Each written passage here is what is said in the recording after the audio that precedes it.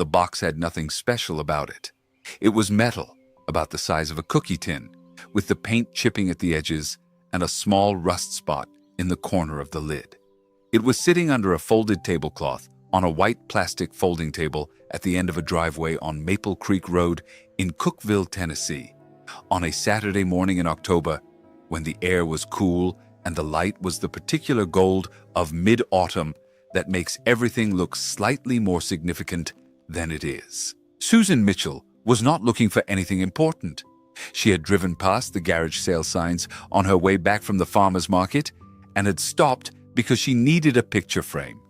Something simple, $8 at most, for the print she had bought 3 weeks ago and left leaning against the wall in the hallway because she kept forgetting to deal with it. She was a librarian. She was organized about most things and systematically neglectful of a specific category of small domestic tasks that she had been meaning to get to since roughly the year she turned 40. She was 53 years old on this particular Saturday. She had been 53 for 6 months and had settled into it the way she settled into most things, without a lot of ceremony, noting it and moving on. The man running the sale was old.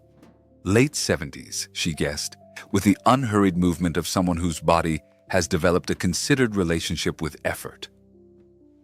He sat in a lawn chair beside the garage door and watched her browse with the mild interest of a man who has other things on his mind but is being polite about it. "Most of this is mom's stuff," he said when she looked up. "She passed in June, 84 years old. I've been putting this off since July." "I'm sorry about your mother," Susan said. "Thank you." He nodded toward the table at the end of the driveway. "That box at the end there. I don't know what's in it. Just paper, I think. Nothing worth anything." Susan looked at the box. She was not a person who particularly sought out old paper. She worked around it all day, and its appeal as a leisure activity was limited. But the rust spot on the corner was the particular color of rust that happens over decades, not years, and she had the habit of noticing things like that. She walked to the end of the table. She lifted the tablecloth off the box. She tried the lid. It opened with the small resistance of something that hasn't been opened in a long time. Inside, a few envelopes, a folded piece of stationery, and at the bottom, a clear plastic sleeve of the kind used to protect documents. The kind that a careful person uses because they are protecting something that matters. She picked up the plastic sleeve. Inside it was a document. Official, cream-colored, printed in the formal typeface of institutional paperwork from decades past. She could see through the plastic that it was a certificate of some kind. She could see the header, partially, State of Tennessee. She could see, in the lower right corner of the document, a small ink impression. A baby's footprint. Perfect and clear. She pulled the sleeve out of the box and turned it over. The date on the certificate, March 31st, 1971. Susan stopped moving. March 31st, 1971 was the day she was born. She knew this the way she knew her own name, not as a fact she needed to retrieve, but as a fact that was simply always present. The hospital listed on the certificate, Baxter County Memorial, Baxter, Tennessee, where she had been born. She had seen her own birth certificate enough times to know the hospital name by sight. Her hands held the sleeve still while her eyes moved to the name line. The name on the certificate was not Susan Elaine Mitchell. It was not a name she recognized. It was not a name that connected to any person or any story she knew. It was a stranger's name on a document that had her birthday, her hospital, and, she was nearly certain, looking at the small ink impression in the corner, her footprint. She stood at the end of the driveway for 3 seconds without breathing. Then she said, to no one in particular, "Sir, can I ask you something about your mother?" To understand what Susan found in that box and what it meant, you have to understand something about who Susan Mitchell was before that Saturday morning in October. She had grown up in Cookeville, Born there, schooled there, left briefly for college in Knoxville, and returned because Cookeville was where she understood the geography, not just of streets, but of everything. Where she knew the names of the families that had been there for generations, where the library smelled exactly as a library should, and where she had worked for 21 years, and where she had no particular plans to stop. She had been married for 14 years to a man named Robert, who was a good person and a poor fit, which are not mutually exclusive, and which they had both eventually recognized and addressed with the civil practicality of two people who like each other and are no longer in love. Daniel had been 11 when they divorced. He was 28 now and lived in Nashville and called on Sundays and was, as far as Susan could assess, doing well at being an adult, which was more than she had managed at 28 and which she considered a reasonable success. Her mother, Dorothy Mitchell, had died 2 years ago. 81 years old, a stroke, quick, the kind of death that people sometimes describe as a mercy, and that Susan had found to be not entirely merciful and not entirely not. Dorothy had been the central figure of Susan's life in the way that certain mothers are, not domineering, not demanding, but simply the gravitational center around which most things organized themselves. You called Dorothy when something happened. You drove to Dorothy's house when you needed to think. You sat in Dorothy's kitchen and ate the things Dorothy made and came out the other side of whatever it was with slightly better footing. Dorothy was gone, and Susan had spent 2 years reorganizing the gravitational field of her daily life, which was going well enough in the practical sense and was still in progress in other senses. She had not yet opened the trunk in Dorothy's bedroom. The house had been sold. That was done. The practical necessities of estate management were complete. But she had brought the trunk home with her, the old one that had sat at the foot of Dorothy's bed for as long as Susan could remember, and it was in the corner of her own spare room, and she had not yet opened it. She would. She was not avoiding it. She was waiting until she was ready, which was a distinction she maintained with some care. She had not known she was also waiting for a Saturday morning in October and a metal box with a rust spot on the lid.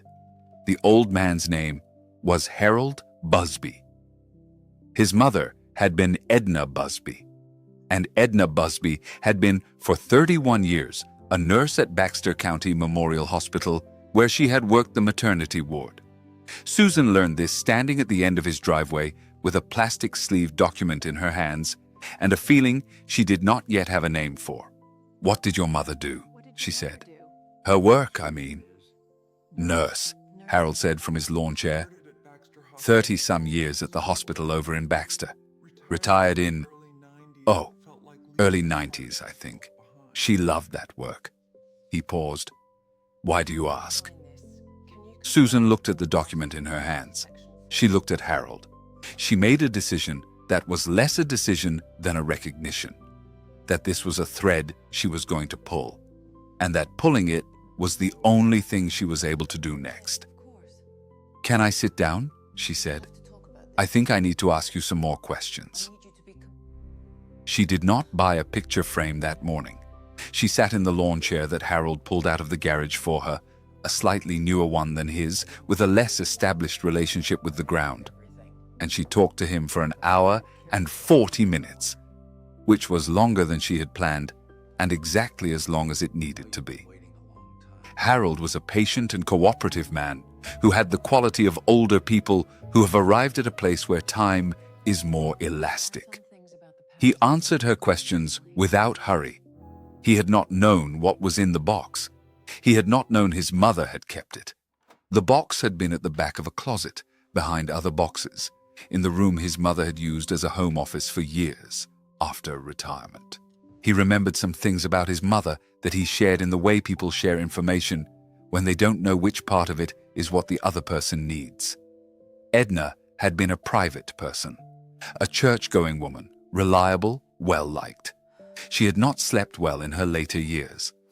She had, in the last 2 years of her life, spoken occasionally about wanting to clear something up. Harold had taken this as vague end-of-life accounting, the kind of reckoning older people sometimes did when they were aware of time running short. She had never specified what needed clearing. She had died in June, with it apparently uncleared. Was she ever worried about something specific that you know of? Harold thought about it. She had a particular thing, he said slowly, going back years. She'd get quiet sometimes, for a stretch, just quiet. I never knew what caused it. He paused. And she had a notebook she kept. Personal, she said. I haven't gone through it yet. It's inside, with some other things I haven't dealt with. Susan looked at him. Would you be willing to look through it? Not for me. I understand if you'd rather not. But if there's anything in it about the hospital, about her work, I think there might be something important there. Harold looked at her for a moment. He was 79 years old, and he had the quality of a man who has seen enough of life to be curious about it without being frightened of it. Come inside, he said. I'll make coffee. She called Daniel that evening from her car, parked outside her house, because she needed the contained space of it before she went inside. He answered on the second ring, the way he usually did on evenings. He tended to have his phone close on Saturday nights, aware that she occasionally called, and that her calls, when they came on Saturday evenings, sometimes meant something was wrong. Mom, what's going on? She told him. She told him all of it. The garage sale, the box, the document, Harold Busby, and his mother's 31 years in the maternity ward at Baxter County Memorial, and the notebook that Harold had found and that Susan had read 2 pages of before her hands started shaking, and she had to stop. Daniel was quiet for a moment after she finished. Then he said, "Tell me exactly what the certificate says." She read it to him. The date, the hospital, the name, the physical details, weight, length, the attending physician whose name she did not recognize, the nurse of record whose name she did recognize, because it was typed clearly at the bottom of the document. Edna M. Busby, RN. Mom, Daniel said, I know. This could be, there might be an explanation that isn't Daniel. She said his name the way she said it when she needed him to stop problem solving for a moment and just be present. He recognized the tone. He stopped. Okay, he said. What do you need? I need you to come home this week if you can. I'll be there Tuesday, he said, without pause, without checking anything. Tuesday at the latest. She sat in the car for a while after they hung up. The neighborhood was doing what neighborhoods do on Saturday evenings. A dog barking somewhere, a porch light coming on across the street, the particular quiet of a town where most things close early and the evening belongs to its residents. She thought about Dorothy. She thought about a day when Susan was 7 years old and had brought home a note from school asking for a copy of her birth certificate for the school records. Dorothy had gone very still when she read the note. Not visibly panicked, Dorothy was not a person who showed panic, but still in a way that Susan had noticed and that had not made sense at the time, and that she had filed away and forgotten about until exactly right now. Dorothy had produced the certificate 2 days later. It was fine. Everything was fine. Susan had given it to her teacher and thought nothing more about it. She thought about that stillness now. She thought about what it might have meant. She thought about the particular quality of care that Dorothy had always extended to her, the intensity of it, the way it sometimes felt like it was coming from a place slightly different from ordinary maternal love. Not less, more. The kind of more that has an edge to it, even when the edge is invisible. She went inside. She made tea. She sat at the kitchen table and did not drink the tea. She thought about the notebook that Harold had brought out from a cardboard box in his mother's home office. Edna's handwriting. Small, precise, the handwriting of a woman accustomed to notation. Harold had handed it to Susan and gone to make coffee, and Susan had opened it to a page about 2/3 through and read 2 paragraphs before her hands had begun to shake. She had not read further. She had closed it. She had said to Harold when he came back with the coffee, "Would you be willing to let me borrow this? I'll return it. I'll take care of it." And Harold, who was 79 and patient, and had decided, apparently, that Susan Mitchell was a person worthy of trust, had said, "Take it. I'll want to know what you find." The notebook was in her bag, on the kitchen table, 6 inches from her right hand. She opened it. Before we go further, because Susan is about to read something that will change the way she understands 53 years of her own life, I want a moment with you. If you have been with Susan this far, then you already know this story is different from the kind you can put down. Please subscribe and turn on the bell. I don't want you to miss what's coming. Hit like if something in the last few minutes touched something in you, the way certain things touch us when they land on something we've been quietly carrying. And leave me a comment telling me where you're watching from. These stories travel further than I expect, and I like knowing. If you want to support what this channel does, the time and care that goes into stories like Susan's, there's something in the description and the pinned comment that's worth your while. Every person who helps keeps this going. We are grateful. Now, the notebook. Susan's hands on the table. Edna Busby's small, precise handwriting. Edna had not kept a diary in the conventional sense. The notebook was more like a ledger of conscience. Entries that were not dated chronologically, but that carried the weight of dates, of specific events, written in the clip notation of a woman who had been trained to document things precisely, and who brought that training to bear even on the things she was documenting for no one but herself. Most of the entries were unremarkable.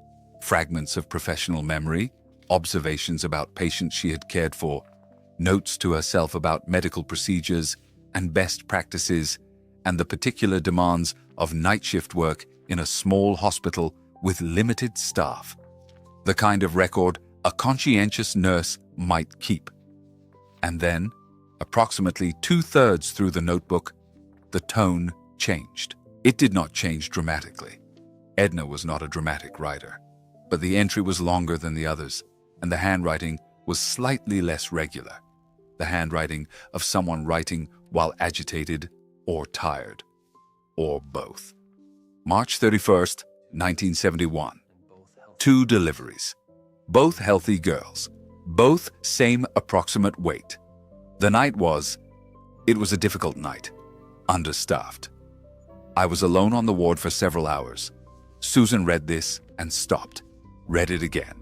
The entry continued. She read it slowly, the way she read things that mattered, which was the same way she had read them for 30 years as a librarian. Without hurry, with the awareness that speed and comprehension were not the same thing. Edna wrote about the confusion of that night with the spare language of someone reconstructing an event. They have reconstructed many times before, in the interior repetition of a thing you cannot leave alone. 2 infants, 2 mothers, 2 families in 2 separate rooms. A night of too much happening too fast. A realization, in the early morning hours after both families had been settled, that something had gone wrong.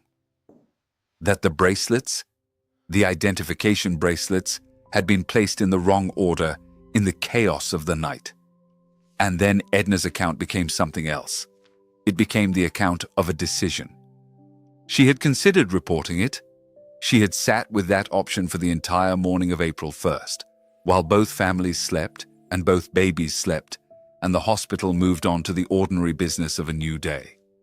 She had considered what reporting meant, the disruption to both families, the administrative consequences, the question of whether 2 sets of parents who had spent the first night with a child and begun to attach to that child could or should have that child taken from them.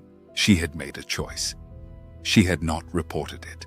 She had told herself it was the kindest choice.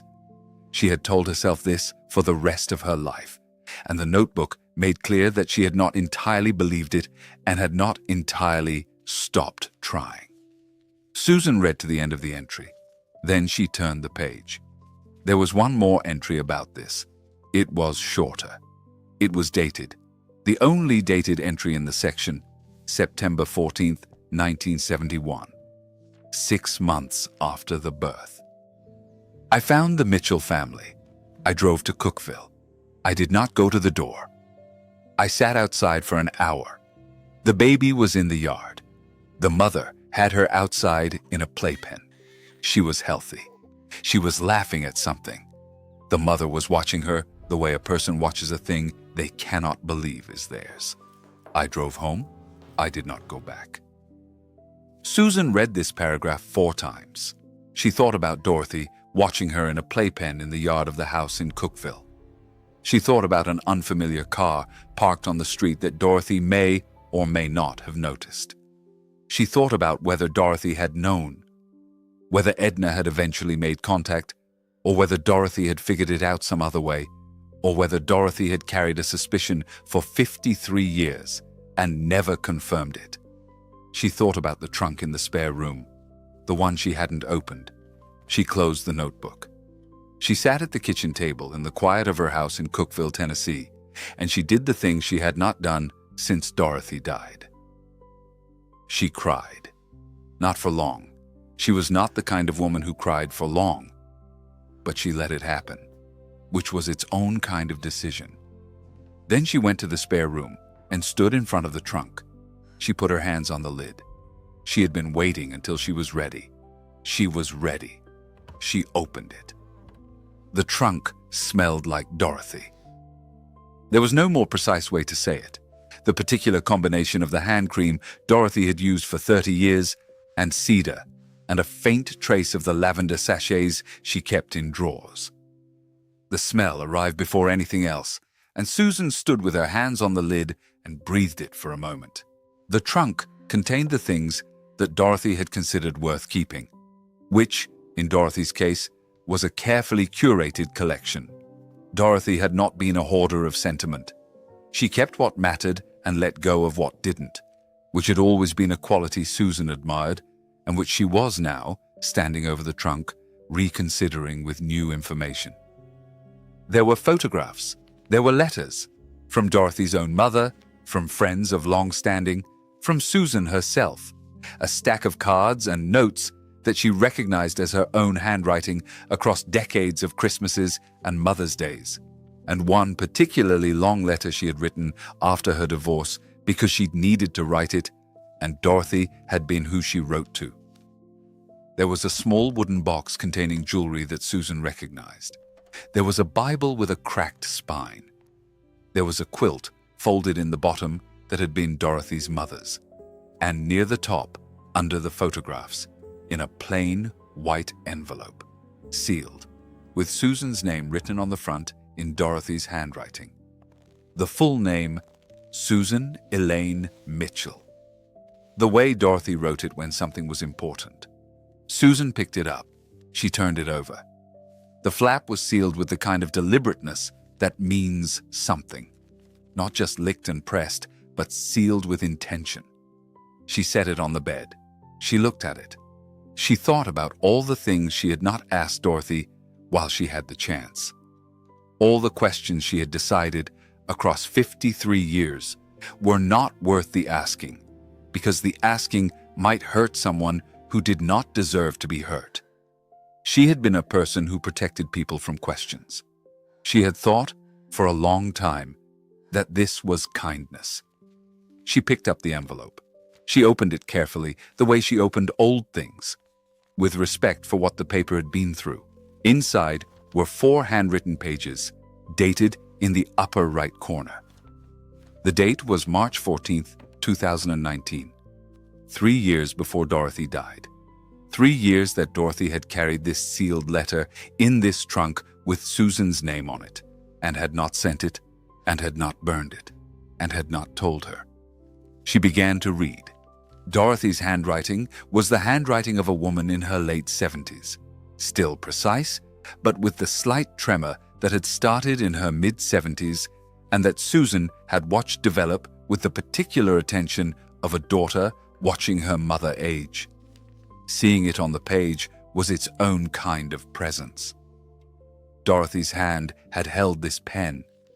Dorothy's hand had made these marks. The letter began, "Susan, if you're reading this, something happened that I always thought might eventually happen.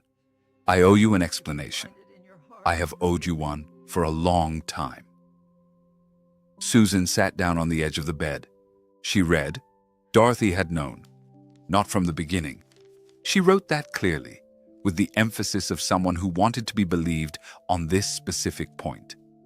She had not known at the hospital. She had brought home the baby she was given, and she had loved her, and she had not known. She had found out when Susan was 4 months old. A woman had come to the house, a nurse. She gave her name. Susan recognized it now. She had stood on Dorothy's porch in the early morning, before Gerald Mitchell had left for work, and she had asked to speak with Dorothy privately. She had explained what had happened. She had explained that there was another baby, another family, that the records showed a confusion on the night of March 31st. Dorothy had listened to all of it. And then Dorothy had said, in the words she reported in the letter, "I understand what you're telling me. My daughter is 4 months old. I have held her every day of those 4 months, and I know her completely, and she knows me. If you are asking me whether I want to give her back, the answer is no. And if you are asking me what I intend to do with this information, the answer is nothing. I am going to close this door, and I am going to continue being her mother, and I am asking you to leave." The nurse had left. She had not gone to the authorities. She had, apparently, carried what she carried for the rest of her life and written it in a notebook and sold the contents of that notebook's box at a garage sale that Susan Mitchell happened to stop at on a Saturday morning in October. Susan read the next 2 pages, which were Dorothy's account of the years that followed. The small, careful steps she had taken to ensure that the legal record was clean, the way she had watched Susan for any signs of distress that might indicate something had gone wrong, the annual anniversaries of March 31st, when she would sit quietly by herself for a while and think about what she had chosen and whether she had chosen right. She had always believed she had chosen right. She wrote this without defensiveness, as a statement of fact, the conclusion of a long and serious deliberation that she had conducted privately for 53 years. The 4th page was shorter. "Susan, I know you may be angry. You may feel that I took something from you. Your origin, a truth that was yours. I understand that argument. I have made it to myself many times. But I also know this. I loved you from the first hour I held you, before I knew anything was different. And I never loved you less for knowing. I chose to keep you. I would make the same choice again. I made it again every single morning for 50 years, and I was never uncertain. You were the daughter I chose to keep, and I would choose you again, every single time. All my love, always, Mom." Susan sat on the edge of Dorothy's trunk, her own bed now, in her own spare room, and held 4 pages of her mother's handwriting, and did not move for a long time. Outside, Cookville was doing what Cookville did on an October evening. Ordinary, unhurried, the town continuing. The streetlight came on outside the window. Somewhere down the block, someone was raking leaves. She read the last paragraph again. She read it a 3rd time. Then she put the letter carefully back in its envelope. She did not reseal it. She set it on top of the open trunk where it would be easy to find. She picked up her phone and called Daniel. Daniel answered before the first ring had finished. "Mom, are you okay?" She had been trying to decide, in the seconds between picking up the phone and pressing call, how to begin. She had decided she would start with the trunk, then the letter. But what came out was something else entirely. "She knew," Susan said. Silence. "Dorothy knew. From the time I was 4 months old. A woman came to the house and told her, and she made a choice, Daniel. She decided not to tell anyone. She decided to keep me. A pause. She wrote it all down. I found it in the trunk. Daniel was very quiet for a moment. Susan had raised him in the particular mode of a woman who processes internally. He had inherited it, modified by his father's practicality, and the combination meant that he was capable of being genuinely silent when he needed to think. "Are you sitting down?" he said. "Yes." "Good." Another pause. "Tell me everything," she told him. She read him the relevant parts of the letter. Not all 4 pages, but the center of it, the part that mattered. Dorothy's account of the nurse on the porch, Dorothy's response. The choice made in a single morning in 1971 that she had then maintained for the remaining 50 years of her life. When Susan finished, Daniel was quiet for a beat longer than usual. "What are you feeling?" he said. "Not what do you think. What are you feeling?" She noted this and was moved by it in a way she didn't immediately show. "I don't know yet," she said. "A lot of things at once. I keep trying to find the main one, and there isn't a main one." "That makes sense." "I'm angry," she said. "I think, or something that's in the same neighborhood as angry." She had 50 years to tell me, Daniel. She could have told me any time. "She could have," he said carefully, "but also..." She stopped. "But also, I keep reading this part at the end, and I can't land on angry when I read it." She looked at the letter on top of the trunk. She said she would choose me again, every single morning. "Yeah," Daniel said quietly. "That's not nothing." "No," he said. "That's not nothing at all." They were quiet together for a moment. The phone call had the quality of 2 people sitting in the same room at a distance. The specific intimacy of a parent and adult child who have learned each other's silences. "I need to find Carol Ann Pierce," Susan said. "I know. She deserves to know too." "I know, Mom." A pause. "I'm coming Tuesday. We'll figure it out together." "You don't have to." "I'm coming Tuesday," he said again, with the tone of someone closing the subject. She let him close it. Daniel came on Tuesday. He arrived in the afternoon with a bag and the particular focused energy he brought to problems he had decided to engage with completely. He was tall, like his father, and organized like her, and he sat at her kitchen table that first evening with a legal pad and a laptop and a cup of coffee, and they mapped out what they knew and what they needed to find. What they knew: Susan's birth date and hospital, the certificate from the garage sale box, which documented another girl born the same day at the same hospital with what appeared to be Susan's footprint in the wrong document. The nurse of record, Edna Busby. Dorothy's letter, which confirmed that the confusion had occurred and that Dorothy had known about it since 1971. What they needed to find: the identity and current location of Carol Ann Pierce, the name on the certificate, whether she was aware of any irregularity in her own birth record, what her life had been, and what this information would mean for it. Daniel was good at this part. He had the systematic patience of someone who solves problems for a living, and within 2 days he had, through a combination of public records, social media, and one phone call to a genealogical research service that Susan hadn't known existed, located a Carol Ann Pierce, 53 years old, living in Memphis, Tennessee. She was a high school art teacher. She had been married for 23 years to a man named Tim. She had a daughter in college. "Do we know if she's adopted?" Susan asked. Daniel looked at the screen. "Not from public records. We'd have to ask." "How do we ask?" He looked at her carefully. Susan thought about this for a moment. "I'll write a letter," she said. "A real one, not an email." Daniel nodded. He understood why. The letter took her 3 drafts and 2 evenings. She was a woman who worked with words professionally. She had spent 21 years helping people find the right ones, and she still found this particular letter difficult. Not for lack of things to say, but for the challenge of calibrating how much to say and in what order. You could not lead with the conclusion. You had to earn the conclusion with the context that made it comprehensible. She wrote about the garage sale first, then about the certificate, then about what she had found in the notebook. She was careful with Edna. She did not condemn, she reported. She was careful with Dorothy.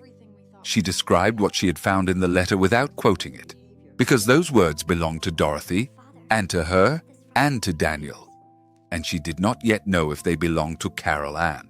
She ended by saying that she understood this might be unwelcome information, that she would understand completely if Carol Ann chose not to respond, that she was not writing to disrupt anything or claim anything.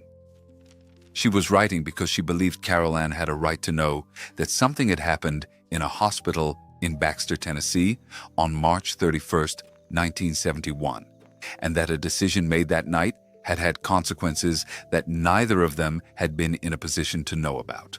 She signed it, Susan Mitchell, Cookeville, Tennessee, and added beneath her name, her phone number, and email address. She mailed it on a Thursday. She heard back in 11 days, not by mail, by phone. Her cell phone, on a Friday afternoon when she was at the library reshelving the local history collection, which was the kind of meditative work she did when she needed her hands busy and her mind available.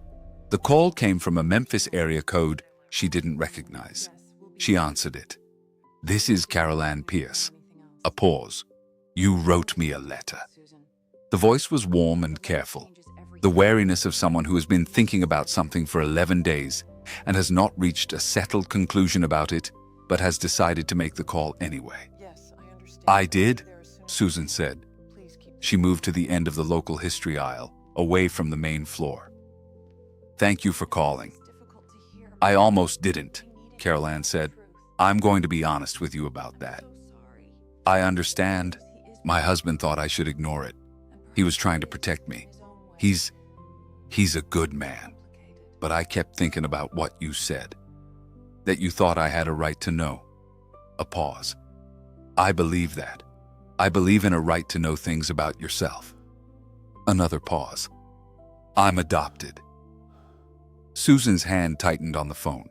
"My adoptive parents. They're both gone now. They told me from the beginning that I was adopted. They were honest people. But they told me I had been given up at birth by a young mother who couldn't care for me." Carol Ann's voice was even, measured, the tone of someone who has had a long time to integrate a fact. "They didn't know anything about a hospital mix-up. I don't think they knew. I think they believed the story they were told." "I think that's probably true," Susan said. A silence. "So," Carol Ann said, "what you're saying is that my birth parents, whoever they were, they didn't actually give me up. Someone gave them the wrong baby. That's what the records suggest." Another silence. Longer. Susan waited. "I don't know what to do with that," Carol Ann said finally. "I didn't either," Susan said. "I still don't, entirely."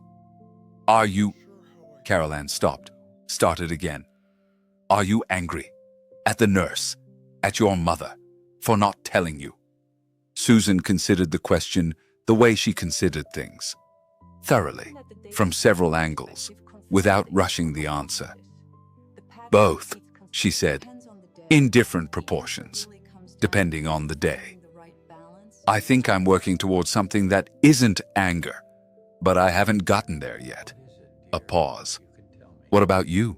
"I don't know what I am yet," Carol Ann said. "I've spent 11 days not knowing what I am." There was a slight warmth in her voice that had not been there at the beginning of the call. The warmth of someone who has found unexpectedly that the person on the other end of an unwelcome situation is reasonable. "Can I ask you something?" "Of course." "Your mother. The one who kept you. What was she like? Susan was quiet for a moment. Outside the library window, the afternoon light was doing the October thing again. The particular gold that made everything significant. She was the person I called when something happened, Susan said. She was the kitchen I went to when I needed to think. She was. She stopped, felt the familiar shape of grief, and also something else that she was still learning to name. She was my mother. That's the simplest way I know how to say it. Carol Ann was quiet. I think I'd like to meet you, she said finally, if that's something you're open to. It is, Susan said. It is something I'm open to. They met in Nashville, because Nashville was between them, and because Daniel lived there, and because Daniel had asked quietly whether he could be present, and Susan had said yes, and Carol Ann had said that was fine. They met at a coffee shop that Daniel had chosen because it was quiet on Saturday mornings and had good parking and tables that were spaced far enough apart that a conversation could be private. He was already there when Susan arrived, and they sat together at the table by the window and watched Carol Ann come through the door. She was Susan's height. They both registered this immediately and said nothing about it. She had brown hair with gray at the temples, cut shorter than Susan's. She walked with the slightly careful movement of someone who is aware they are being observed and is trying not to perform for the observation. She sat down across from them. She looked at Susan. Susan looked at her. They had the same eyes. Not exactly. People's eyes are never exactly the same, but the same shape, the same particular set of them in a face, the same quality of attention. It was not the dramatic recognition of fiction. It was subtler than that. A feeling of looking at something familiar from an unfamiliar angle. The way a room looks different in a different light, but is unmistakably the same room. Well, Carol Ann said after a moment. Yeah, Susan said. Daniel ordered coffee for all three of them, because somebody had to do something practical. And then he sat back and let his mother and Carol Ann begin to find their way toward each other. It was not a fast process. They were both reserved women. Both, it emerged, had been raised by mothers who were warm and slightly anxious, who loved intensely and asked few questions of the world, who had kept things to themselves as a form of care. They were both, in their professional lives, people who worked carefully with what they were given. Carol Ann was an art teacher who worked with patience and precision. Susan was a librarian who did the same. There was, between them, the quality of recognition without familiarity, the strange experience of meeting someone who is a stranger in every personal detail, and who is not, in some harder-to-name sense, a stranger at all. Carol Ann asked about Dorothy. Susan told her, not everything, not the letter, not yet, but the shape of her. The kitchen, the phone calls. The way Dorothy watched the things she loved with an intensity that had always felt, to Susan, like it was coming from a place of knowledge. She knew all along, Carol Ann said, from the time I was 4 months old.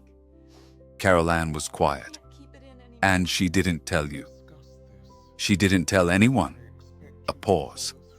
Do you understand why? Susan looked at her. I'm getting there, she said. The reason she gave, that she couldn't imagine giving me back once she had me. I think I believe that. I think I even understand it. A pause. The part that's harder is the arithmetic of it. 50 years. Every single day she knew and I didn't. Carol Ann nodded slowly. My parents didn't know, she said. I've thought about that a lot since your letter. They would have been horrified. They were honest people. She paused. But they couldn't tell me what they didn't know. No, Susan said. They couldn't. Daniel, who had been mostly listening, said, for what it's worth. And I know I'm on the outside of this. It seems like all 4 of those women loved their children and made the best choices They knew how to make with the information they had. Carol Ann looked at him. Something in her face shifted slightly. 4 women, she said. Your mom, Susan's mom, and then whoever your birth mother was. The woman who should have gotten you and got Susan instead. And whoever Susan's birth mother was. He paused. 4 women who had no idea what had happened and were doing their best. The table was quiet for a moment. I've thought about that, Carol Ann said. The other families, the ones who got the wrong baby and never knew. She paused. I don't know if I want to find them. I don't know if that's something I'm ready for. You don't have to decide now, Susan said. No, Carol Ann agreed. I don't. They sat together for another hour. They talked about their children, Carol Ann's daughter, who was studying biology at Vanderbilt, and Daniel, who was sitting across the table and found this slightly amusing. They talked about Tennessee. They talked about what it means to be from somewhere, to belong to a place and a set of people and a history, and how that belonging works and what happens when it gets complicated. When they said goodbye in the parking lot, they did not hug. They were not yet people who hugged each other. But Carol Ann held out her hand and Susan took it, and they held on for a moment that was longer than a handshake and shorter than everything else. I'd like to do this again, Carol Ann said. Keep in touch. See where this goes. So would I, Susan said. Carol Ann nodded. She walked to her car. Susan and Daniel walked to his. In the car before he started it, Daniel said, How do you feel? Strange, Susan said. Good strange, I think. He nodded. He started the car. On the drive back to Cookeville, Susan sat in the passenger seat and watched Tennessee go past the window. The hills and the trees and the small towns with their familiar architecture. The landscape she had lived inside for 53 years. And that looked, today, both completely the same and slightly different. The way things look when you have new information about them. She thought about Dorothy. She thought about Dorothy watching her in a playpen in the yard while an unfamiliar car sat on the street. And about Dorothy closing a door in 1971 on a nurse who had come to complicate a choice Dorothy had already made. She thought about Dorothy keeping a sealed envelope in a trunk for 3 years, with Susan's name on the front and the truth inside, unable to send it and unable to destroy it. She thought about what it meant to love someone enough to tell them the truth eventually, to write it down and keep it, to give them the chance to find it when you weren't there to manage their reaction to it. That was its own kind of courage. A delayed courage, a posthumous courage, but real. She thought about the letter's last paragraph, the words she had read 3 times before she could breathe. You were the daughter I chose to keep. She thought about that word, chose, not received, not was given, chose, as if the choice had been Dorothy's to make, and she had made it, and she had made it again every morning for 50 years. She thought about what Daniel had said at the table, 4 women doing their best with the information they had. She thought about the particular forgiveness available in that framing, if she could find her way to it. Not forgiveness as absolution. She wasn't there yet, and she might not get there in any complete sense, and that was probably all right. But forgiveness as understanding. As the recognition that the people involved had been people, not archetypes, and had made human choices in the face of human limits. She was not finished being complicated about this. She suspected she would not be finished for a long time, and she had decided that was acceptable. Grief and love and anger and gratitude and the particular vertiginous feeling of learning that the floor you've been standing on for 53 years was slightly different from the floor you thought it was. These things did not resolve on a schedule. But she was all right. She thought she was all right. Back in Cookeville, she went to the spare room. The trunk was still open. Dorothy's letter was still on top, unsealed. She picked it up. She sat in the chair by the window and read it one more time. All 4 pages, slowly, the way you read things that matter. When she finished, she folded it carefully. She did not put it back in the envelope. She carried it to the living room and put it in the small wooden box where she kept things she looked at regularly. The photograph of her parents at their wedding, the card Daniel had made her when he was 6, the postcard from a trip to the Smokies that she had taken the year after her divorce and that reminded her of a particular quality of being alone that had been unexpectedly good. The letter lived there now, not sealed, not hidden, available. She called Daniel on Sunday, the way she called him every Sunday. He answered on the second ring. "How are you doing?" he said. "Better," she said. "I think genuinely better."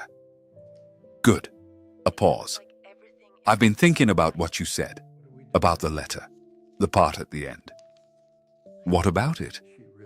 He was quiet for a moment. "She really was your mom, wasn't she?" Susan looked at the wooden box across the room. At the corner of the folded letter, visible through the lid, she had left slightly open. "Yeah," she said. "She really was." Outside, Cookville was doing what it always did. The particular ordinary of a Sunday in a town where things proceed at their own pace, and the trees had nearly finished their turning, and the air smelled of autumn in Tennessee, which is a smell that belongs to the place and to no other place, and that Susan Mitchell had been breathing for 53 years, and intended, all evidence considered, to keep breathing for as long as she could.